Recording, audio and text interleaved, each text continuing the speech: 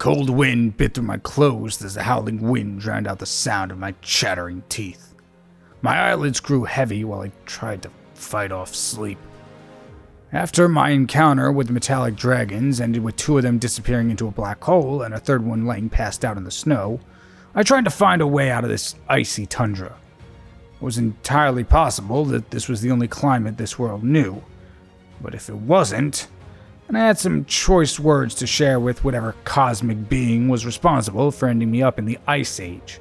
Since I already removed my watch for the day before I got here, I wasn't sure how long I ended up walking through the snowy forest, but the extreme weather was wearing me out fast. I made a note to myself that if I did find her and escape this world anytime soon, I would cut down on the soda a little bit. Continuing my trek, I came across a shallow cave that seemed to be relatively shielded from the elements. I crawled inside and hugged my knees, trying to warm up enough to resume walking. The snow continued falling, its trajectory randomly decided by the wind's will, coating my right shoulder in a thin sheet of white. Despite my best efforts, I was ready to let my eyes close and accept the failure as the cold overtook me. It was ridiculous to think I could ever find her. I was in an unknown world with no equipment or any idea of where she could be. Add in the fact that this world was full of terrifying beasts, and it would have been a miracle if she was even still alive. I managed to let slip a faint, "I'm sorry," before the darkness filled my eyes and my consciousness was swept away with the wind. To my surprise, I found myself awake again, jolted out of my daze by the ground shaking beneath me. It happened again, and again, and again, the rumbling beginning and fading away in waves. A deep croak rang out from deeper inside the cave that I was sitting in. Tentatively, I turned my head to look in the direction the noise was coming from. Whatever thing made that noise was swallowed up by the cave's darkness, save for a single yellow eye that was looking in my direction. A mist began crawling its way out of the cave. I inched away slowly, but my foot made contact with it. The cold was unlike anything I'd ever felt before. It was so cold that it looped around and became a burning sensation. I got up and immediately fell back down as my foot was unable to support my weight. Looking down, I saw that my foot had begun to freeze over, with icicles slowly climbing up my body. The earth began trembling again as the eye in the cave got progressively bigger. It reached the mouth of the cave, and the light revealed a giant, toad-like creature. Its skin was pale white and blue, with tufts of brown fur on the backs of its legs. The icy mist was pouring from its mouth like an overflowing bucket of dry ice and moving across the ground. I turned and began running as best I could with one of my legs out of commission. The toad creature roared again as the ground began shaking once more as it gave chase to me. The trees threw themselves at me as I ducked and dodged around them, trying to put as much distance as it could manage between myself and the toad. Fortunately for me, its large size did make it considerably slower than a normal toad would be back at home, but it was still able to hop faster than I could run. My only remaining option to delay the inevitable was to run in a zigzag pattern and make unexpected turns so the toad would overshoot and then have to backtrack. Both of my legs were burning, one from the ice that was crawling up my leg, and the other from trying to outrun the monster that was chasing me. My head swiveled from side to side as I surveyed the maze of trees around me, hoping that I would spot a place to hide and wait until the toad got bored. But it was no use. The only thing that was around me were tree trunks, and I would be seen as soon as the toad turned around if I tried to hide behind one of them. I continued running, still hoping for even a small change in the landscape that could help me in some way, when my feet gave out from under me and I tripped. I hit the ground hard, my head burying into the snow. I lifted my head and wiped the snow off my face when I saw it. Right in front of me was a section of trees that had fallen around each other. Big enough for me to fit through, but not big enough for the toad. I tried to get up again and run the last few remaining feet to get past the hole in the trees, but my legs refused to move again. Even though one leg only actually had the choice, the other was now completely covered in ice. Pulling myself using only my arms, I dragged my body through the hole and rolled over onto my back, putting a little more distance between myself and the hole. As I hoped, the toad, in its blind instinct, ran right through the hole instead of going around it or even over it, lodging its head between the intertwining branches. It tried to back up and pull its head out, but it had wedged itself inside. It struggled a little more to get out, but eventually its body went limp after it realized its attempts weren't getting it anywhere. I took a deep breath, thankful that the nightmare had ended in my favor. Confident I was safe, I turned my head away from the toad and looked back up at the sky. However, my view was blocked by several helmets and the metal tip of a spear. The spearhead lurched closer to my face. I couldn't see the faces of my assailants, but I couldn't imagine they were here for casual conversation. I tried to back away without the spear nicking my face, but the further back I moved, the closer the spearhead got. "Don't move," I heard the person holding the spear say. "We have questions." I remained silent, not wanting to provoke the one holding the weapon, but I raised my eyes as an indicator for him to continue. The spearman looked at me like he was about to go on, when another guard came up and whispered something that I couldn't make out. While they were talking, I took the time to look around. There were about 5 to 6 people all dressed in armor circling around me and holding various weapons. As the second person walked away, the spearman withdrew his weapon and dropped down on one knee. My view of him was skewed from my current position, but it seemed as if he was bowing his head to me. "Forgive me, O great warrior." His voice was much less authoritative than before. Now it was almost subservient. "I did not mean to make you feel threatened." If I was confused, my face didn't show it, because the guard continued as if what he just said was a perfectly normal interaction people have. And in all honesty, it could have been. It was hard to know all the inner workings of this world from the short time I'd been in it. "Great warrior, we need your help. The princess has gone missing, and we fear she has been taken. Will you lend us your skills and help us find her?" Now I wasn't even trying to keep it subtle. "What are you talking about? I'm not any kind of warrior," I said to them, visibly struggling to get on my feet to wipe away any doubt they may have. "I've found myself in this strange world for, all I know, a couple hours ago. I'm just trying to find—" Suddenly, the raspy croak from the cryo-toad rang out again. The icy mist swirled around its mouth as it shot a ball of ice in my direction. Without thinking, I dove for the ground. The icy projectile soared over my head and collided with one of the armored person's chest. They hit the ground too, although unlike me, he didn't get back up. The cryo-toad let out a shriek as one of the guards plunged its blade into the creature, its body going limp. A silence hung in the air for a moment, then suddenly, the remaining guards turned towards me with their weapons raised. My hands flew into the air as an act of surrender. Claiming I wasn't some mighty warrior may not have been the best idea in hindsight. "Warrior or not," the guard that was holding the spear began speaking again, "you're coming with us. We will decide what to do with you later." I was going to protest before I realized that going with this group, while highly risky, may be the only chance I had to escape this frozen hellscape. That's fine by me. I will go quietly, but before we leave, I turned my attention to one of the guards that was holding a small blade. "Give that to me." I took the blade from his hands, and I could see the other guards tighten their grips on their weapons. I tried to look as peaceful as possible as I approached the now dead cryo-toad. I raised the blade and swung it at the tufts of fur on the creature's limbs, wrapping what I could gather around my shoulders and frozen leg. I didn't even know if my leg could be thawed, but I just needed something to keep me warm.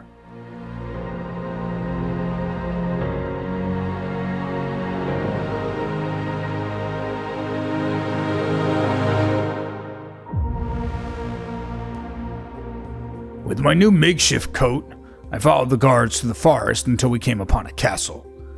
Upon our arrival, I was put in a cell in the dungeon. It wasn't the ideal predicament, but I will say it was warmer than being outside. I wound up staying there for a short period of time when I heard the doors open and echo through the dungeon. The sound of footsteps got louder and louder until 2 men stopped in front of my cell. One was wearing the same armor as the people who initially brought me to the castle, while the second one had a similar armor, except it was slightly bulkier, darker, and had sharp shoulder pads. The second one began to talk to me. Pleased to make your acquaintance. My name is Alistair, the head knight. On behalf of my fellow knights, I would like to apologize for the hostile nature of your capture. Tensions are a little high at the moment, as the princess has vanished in the middle of the night, seemingly without a trace. From the way he spoke, I almost didn't consider the princess missing to be a big deal. He kept a calm head as he explained the situation. I could see why he was the head knight. One of the knights spotted you wandering around in the snow, stalking a set of dragons, and reported similarities in your appearance to the tales of a great warrior that we have been carrying for many years. He let the sentence hang for a moment before continuing. Once again, we apologize for the confusion. We've been on high alert, as you can imagine, and we all really want to believe that the great warrior has come to us in our time of need. We'll let you out of here so that you can return to your— I'll help you find the princess. The words left my mouth before I even realized what I was saying. Alistair appeared to be just as taken aback as I was, as he looked at me with one eyebrow raised. He seemed to be looking for something else to say, so I continued to fill the space. It's gonna sound weird, but I'm not from around here. I don't know much about this world, but I'm also trying to find somebody. Maybe if I help you find the princess, you can teach me about this world and help me look for my— I trailed off as the true weight of what I said registered with me. Only a couple hours ago, I was huddled in a cave ready to accept defeat. And now, I was agreeing to accompany this group of knights on a voyage that would span who knows how long. Alistair was still trying to process what I said, but eventually he shook his head, bringing himself back to the moment. Excellent. In that case, get some rest. Our journey begins soon. Our trek began by hiking through the same woods that I had limped through to escape the cryotoad. Alistair had provided me with armor and a pair of daggers after I proved that a longsword was too heavy for me. The blades sat at my side where I intended to keep them for as long as possible. I could feel a growing sense of disappointment amongst the knights I was traveling with. Their heads turned to study me when they thought I wasn't looking. I even saw some of them whispering to each other. Alistair, on the other hand, still kept a neutral expression, so I was unable to get a read on him. So, this princess of yours, I said as I pulled up alongside Alistair. I was curious to see what information Alistair would be willing to share. What is she like? As annoying as you would expect a child to be. She is stubborn and ill-tempered at times, but I will give her credit. She is a strong fighter. Alistair rubbed the back of his neck as he continued speaking. My personal feelings aside, it is the duty of me and my knights to protect her at all cost. I would hope so. Strong fighter or not, a child shouldn't be out here alone. My heart was racing. If we were truly looking for a young girl, then this journey may be over sooner than I thought. Don't misinterpret my terminology. When I say child, I am not referring to an actual toddler. The princess is almost a grown adult, but refuses to act as such. My heart sank at his clarification. So much for a quick and easy trip. We continued walking through the forest until Alistair suddenly stopped in a clearing. I looked around in the open area, but I didn't see anything noteworthy to justify us stopping here. That's when Alistair knelt on the ground and brushed away the snow, revealing a hard metallic surface. He touched it, and the ground began rumbling. However, unlike the quick stomping burst of the cryotoad, this was a long and continuous rumbling that knocked me off my feet. Alistair and the other knights took several steps backwards as the metal surface rose above the ground. Not only was it a much bigger space than I expected it to be, but it was also much more than just a single plate. An entire interlocking system of similar metal plates were shifting and sliding across one another like some kind of self-assembling machine. The metal plates stopped moving, revealing a 10-foot-tall mechanical bull with turquoise horns on its head and a torch emitting a green flame on its shoulder. With a series of loud clunks, the bull knelt down and turned its head to look at Alistair, who knelt in response. This is the Orus Minotaur, I heard Alistair say to me without lifting his head. Looking around, I saw the other knights that were with us kneeling as well. I quickly followed suit. It is a vessel that possesses great knowledge, though it isn't too good at conveying it. As if to prove Alistair's point, the Minotaur began to speak. Speak. Purpose. Oris Minotaur, hear my plea. We are in the search of our princess who has disappeared. Please tell us where we can find her. There was a long pause, as if the Minotaur was searching for where the princess was. Alistair, I, and the rest of the knights sat in silence, waiting for an answer. Finally, the Minotaur spoke in fragmented segments. Not here. Far away. To find many miles. Many dangers. The machine raised its arm and pointed to its left. Start there. 400 miles. Alistair followed the Minotaur's hand with his eyes. That way goes towards the shore. We'll have to take a boat to the neighboring mainland. Alistair and the knights began to head in the direction the Minotaur was pointing. I stood back on my feet, but didn't move. Instead, staring into the Minotaur's eyes, debating if I should ask it a question of my own. Even if it wasn't broken sentences, it could still possibly give me some answers about this world I'm in. I parted my lips, ready to speak to the machine, when I heard a shout coming from the side of me. Hey! It was Alistair making his way back through the trees towards me. Let's go. Trust me, we don't want to be on the water once the sun goes down. With one final look at the Minotaur, with its arms still outstretched toward the shore, I turned and followed Alistair through the trees.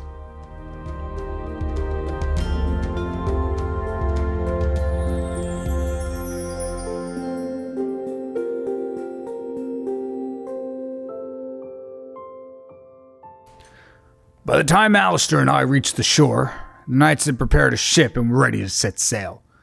The two of us climbed aboard and we began to make our way towards the next mainland. It wasn't long before the sun began setting over the horizon line, painting the sky a rich orange color. It may have just been the fact that I was finally stepping out of the icy cold since arriving in this world. Looking at the sky filled me with a warm sensation.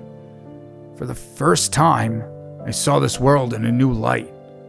While the handful of beasts I had seen before were fascinating, it was only now that I was no longer focused on survival that I was taking it in its entirety. I saw a long, spindly creature that seemed to be made out of rocks, dirt, and leaves soar over our boat and dive into the water.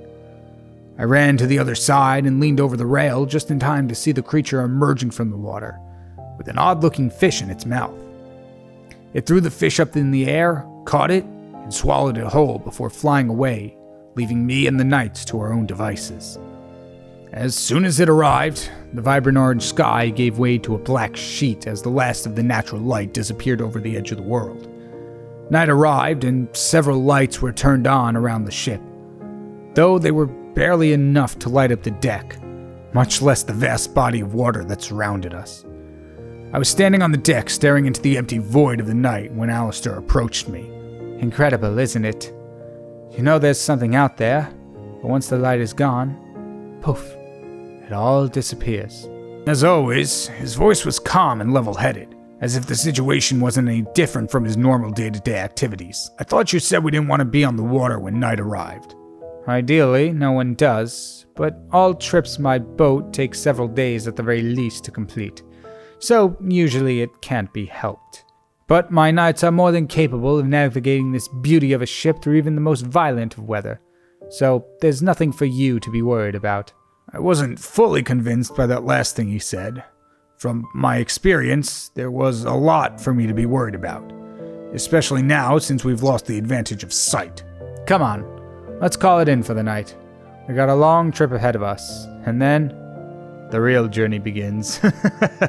Alistair slapped my chest and let out a laugh as he turned and walked towards the ship's quarters. The mere mention of rest made me realize that the last time I slept was but a distant memory. I followed Alistair into the quarters, claimed a cot for myself, and passed out. A clap of lightning shook me out of my slumber, followed immediately by the ship jolting to the side. I got out of my cot as another jolting of the ship knocked me to the ground. Picking myself up, I rushed up to the deck, where a massive typhoon has formed in the sky and was throwing our ship around like a toy. Alistair was on the deck alongside a group of knights who had their weapons drawn. I yelled out to Alistair, "What's going on? This is hardly the smooth ride you convinced me of yesterday." "That's because this isn't a regular storm. The ship is under attack." Instinctively, I looked to both sides of the boat, expecting to see some sort of enemy ship closing in on us when a bolt of lightning struck the deck directly. A small flame was left from the lightning bolt, and I saw a knight run to snuff it out when the waves broke in front of us and the whole ship lurched upwards. I was worried we would capsize, and as the ship was moving, I saw something peeking out over the bow. We returned to the water right side up, luckily, and came face to face with a massive head with red eyes and tentacles draped over its mouth. Arcs of electricity were jumping around it as it seemed to stare directly at me. 2 more heads popped up, sending the ship swaying from side to side. The towering heads all stared us down without moving. As I looked between the 3 heads, there was an odd sense of familiarity about the creature, like I had seen it somewhere before, but that didn't make any sense. Nothing of this size existed back in my world, but I couldn't shake the feeling that I had read about or seen something similar to that creature at some point in my life. Once more, the creature only stared at our ship, showing no signs of malice. I slowly made my way towards the bow of the ship, and as I did so, all 3 of the creature's eye lines seemed to follow me. All of a sudden, a large explosion lit up the stormy sky and hit the creature directly in the center of its center head. It recoiled and let out a bellowing roar. The 2 other heads of the creature turned away to look behind me. I spun around myself and saw Alistair manning one of the cannons mounted to the ship and calling out orders. "Everyone assume battle stations. We are under attack." "No, what?" I tried to protest, but another cannon shot drowned out my voice. The projectile hit the target, causing the creature to roar in anger once again. Electricity began to run down its entire body as its center head reeled itself back and snapped forward, launching a projectile of its own at the ship. The glob landed off to the right of Alistair, and I saw it seemed to be some kind of inky substance that was boiling the very air around it. The center head fired another ball of ink as the knights returned fire with the cannons. I stood there confused on what to do. I wasn't equipped to fight a beast of this size, not that I even wanted to, but standing around the crossfire was a sure way to get myself killed. Unfortunately, I didn't get the chance to decide for myself before I noticed the deck beneath my feet was appearing to get smaller. I realized that one of the other heads swooped down and grabbed me while the knights were distracted with the center head firing the boiling ink at them. Alistair, however, did notice the head grabbing me and turned his cannon to face it. My blood ran cold as I saw him load up another explosive round to hit the beast with. I tried to yell at him, but it was no use. Cannon fire and crackling thunder were the only noises that could be heard. Anything lower than that may as well have been a whisper. Alistair fired the cannon and I braced myself for the explosion. I felt the right side of my face heat up before feeling my body fall and hit the deck with a thud. I got up faintly and looked back, only to see that the head had picked me up was swaying lazily. Its once vibrant red eyes were now dull and lifeless. Alistair noticed it too. He swung the cannon around to the other head and fired at the same spot as the first. Immediately, the second head went limp. "Fire at the side of the head. That's the weak spot." A flurry of explosives hit the side of the center head. Like the other 2, the head was gone. Only this time, the entire body fell backwards along with it and crashed into the ocean, sending a massive wave crashing over the boat, soaking all of us and even knocking a few knights off their feet. The stormy skies quieted down as the action subsided, and the knights began celebrating their victory. I, on the other hand, made my way to the ship's bow and peered over the edge, hoping to get one final look at the creature to see if I could figure out why it seemed so familiar. Except when I looked over the rail, the ocean was glowing. Hundreds of orbs of yellow light were spreading across the water. Among the lights, though, I noticed something rise to the surface. I grabbed a net from the deck and fished it out from the sea of light it was sitting in. I carefully pulled the net in. Sitting inside of it was a piece of paper, wet but otherwise in relatively good condition, considering it was underwater just moments ago. I turned the paper over, and my eyes grew wide, not quite understanding what I was seeing. On the paper was a detailed sketch of the creature we just encountered. It was covered in notes and comments about its abilities and biological structure. At the top were big letters that read out, the Cephalolung.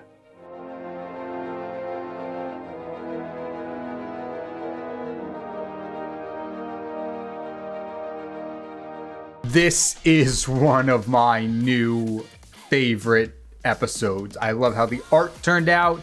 The story is so good, though I might need to come up with a different voice for the narrator. It kind of, recording with that voice kind of hurt me a little bit, so might be some changes in the future.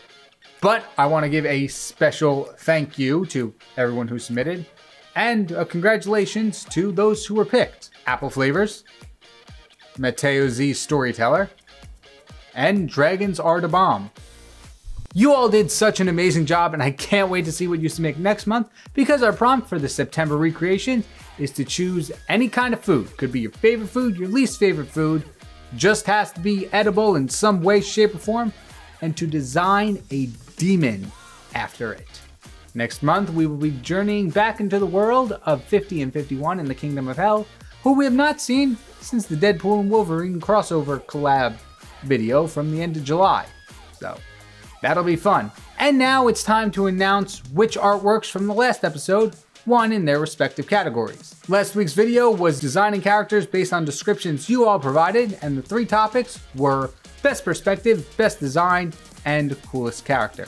For Best Perspective, we have a 2-way tie between Atomic Cowgirl from Galahound 19 and The God of Torture from Apple Flavors. For Best Overall Art Piece, with character and background being taken into account, we have a unanimous win for The God of Torture from Apple Flavors. And finally, for the Coolest Character medal, we have a win for Atomic Cowgirl by Galahound 19. Thank you all so much to everyone who voted. Like always, it's a lot of fun to do these. And to highlight some comments from the past episode, our first one comes from Matthew Mangrum, who says, "Thanks for the video, KyngPin. I like the first and third pieces. Good job. I'd love to see a second episode of this." You are absolutely welcome, and based on how people responded to the video, say part 2 could be in order. Next we have Galahound 19, who says, "Thanks for using my character synopsis. Looks pretty darn cool. And can't wait for a second episode." Hey, that's 2 who want a second episode.